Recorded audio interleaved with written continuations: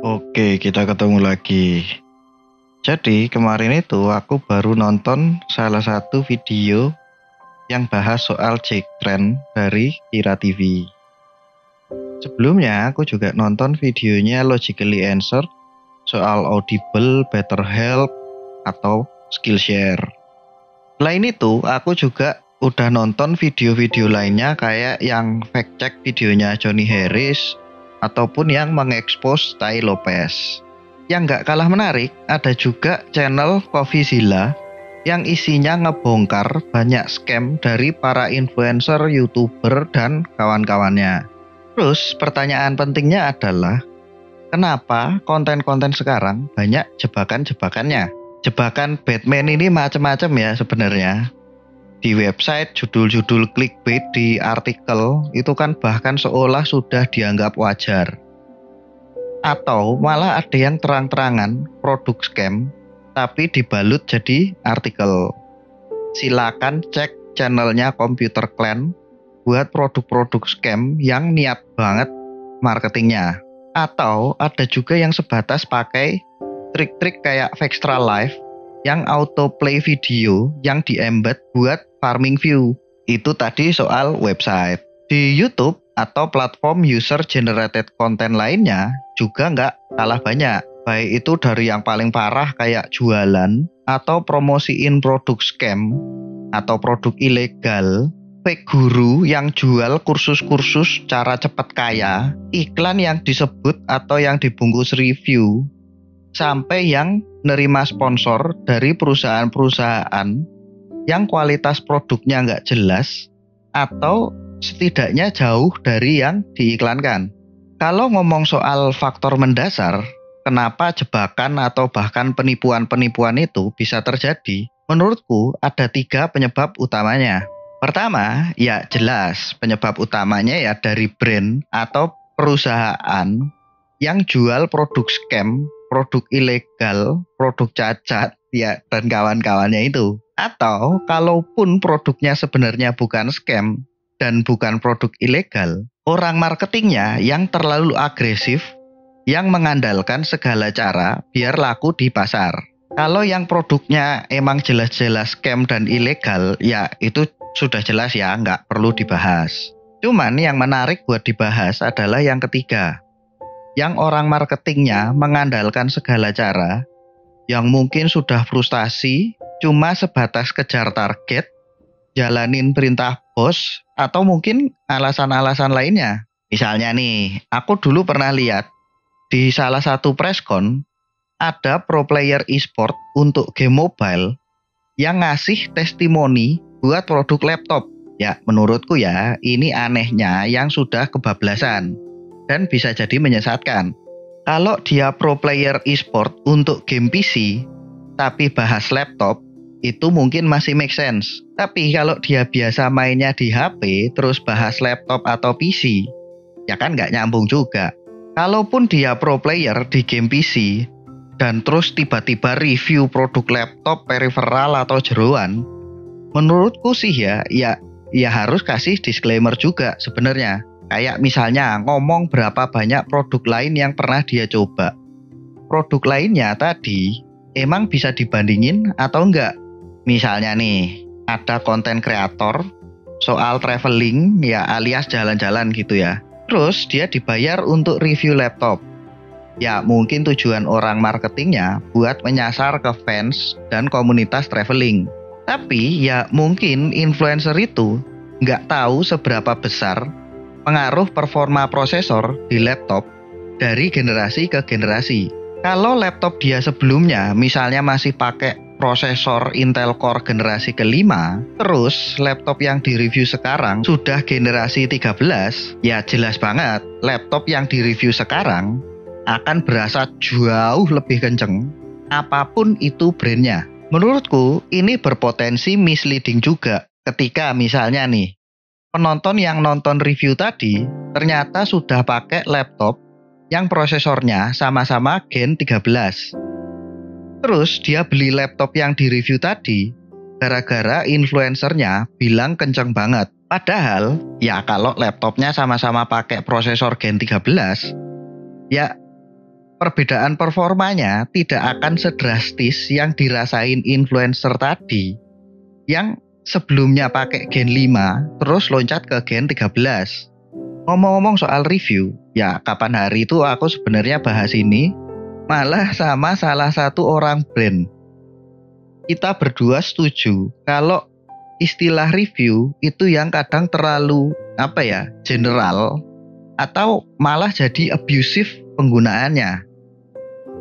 Ya, next video kali ya aku akan bahas soal penggunaan istilah review yang sekarang jadinya malah cenderung eksploitatif.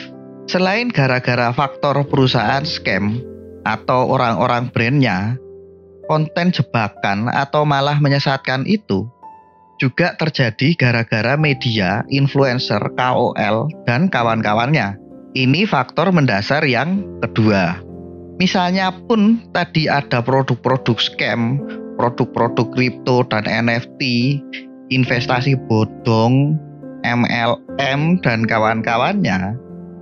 Tapi kalau misalnya nggak ada media atau influencer yang mempromosikan produk-produk itu, ya harusnya nggak akan tersebar ke banyak orang.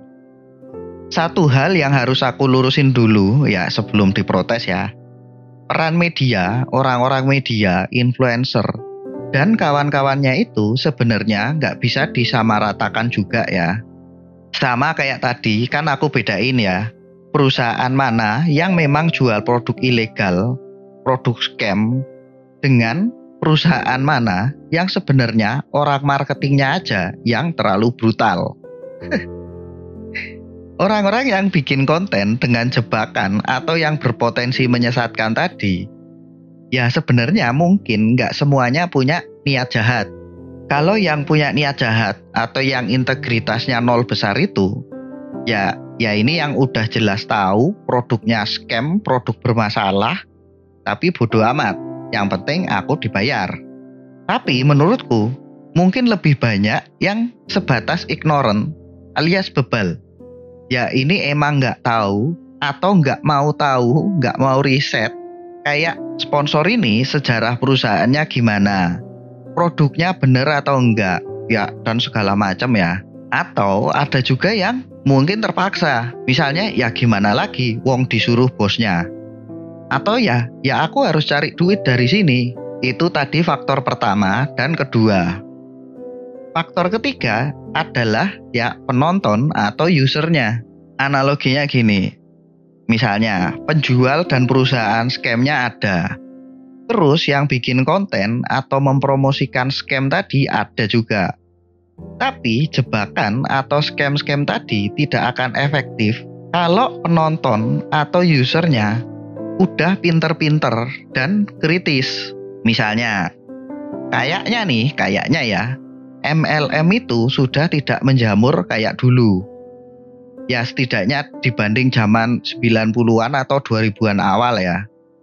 Soalnya kayaknya orang-orang udah pada tahu kalau MLM itu tidak semanis janji-janjinya. Cuman sayangnya ya, orang-orang yang pengen kaya raya dengan cepat, dengan usaha seminimal mungkin, itu kan gak akan habis ya. Orang-orang yang sudah kaya raya tapi belum puas juga, ya itu kan juga banyak banget.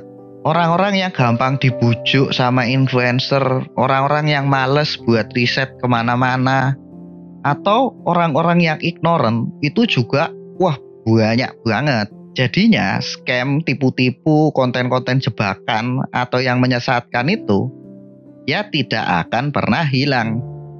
Karena pasarnya akan selalu ada. Itu tadi kalau memang yang scam dan tipu-tipu ya, yang memang tujuannya memangsa korbannya. Kalau kita ke contoh yang abu-abu, kita balik lagi deh ke review laptop tadi.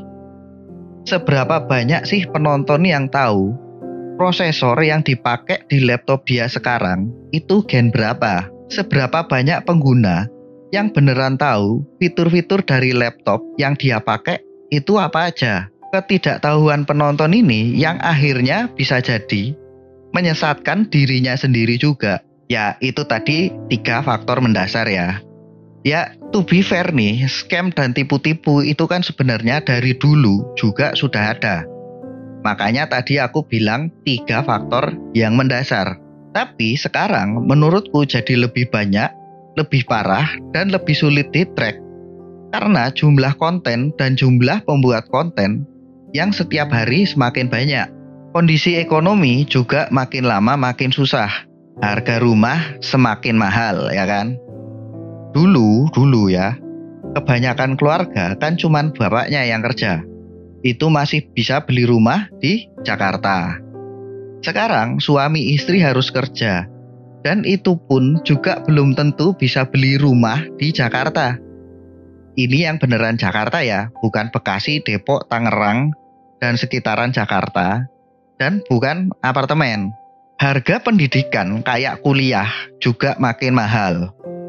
Belum lagi sekarang lulusan SMA atau SMK itu diskriminasinya sudah kayak apa di mata perusahaan, orang HRD, dan kawan-kawannya. Dulu lulusan S1 juga udah mentereng kayaknya.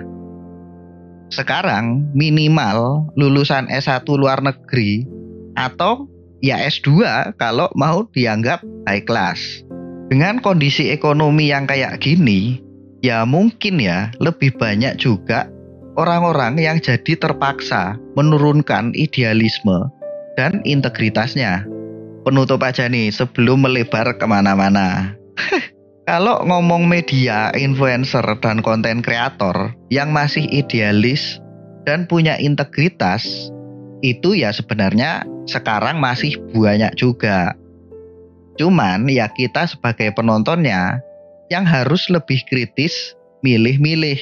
Kita sebagai penonton dan pengguna juga bisa lebih bijak dalam mengkonsumsi konten dan menerima informasi. Ya jangan ditelan mentah-mentah ya maksudnya. Dan yang gak kalah penting, lebih rajin buat riset biar dapat informasi yang lebih lengkap. Ataupun lebih aware dengan bias kognitif kita masing-masing. Di sisi lain, dengan lebih banyak orang yang gampang bikin konten, setidaknya dibanding dulu ketika arus informasi dikuasai raja-raja kecil atau malah negara, kondisi sekarang menurutku sih tetap lebih baik ya. Karena jadi ada channel-channel kayak Coffeezilla, Logically Answer, Computer Clan, Money and Macro, Patrick Boyle, Gamers Nexus, dan kawan-kawannya yang bisa jadi semacam peer review atau nunjukin kekurangan, keanehan, ataupun kelicikan channel-channel lain, media-media dan website, atau bahkan brand-brand sekalipun. Ya wis, gitu aja kali ya. Sampai ketemu lagi kapan-kapan. Dadah.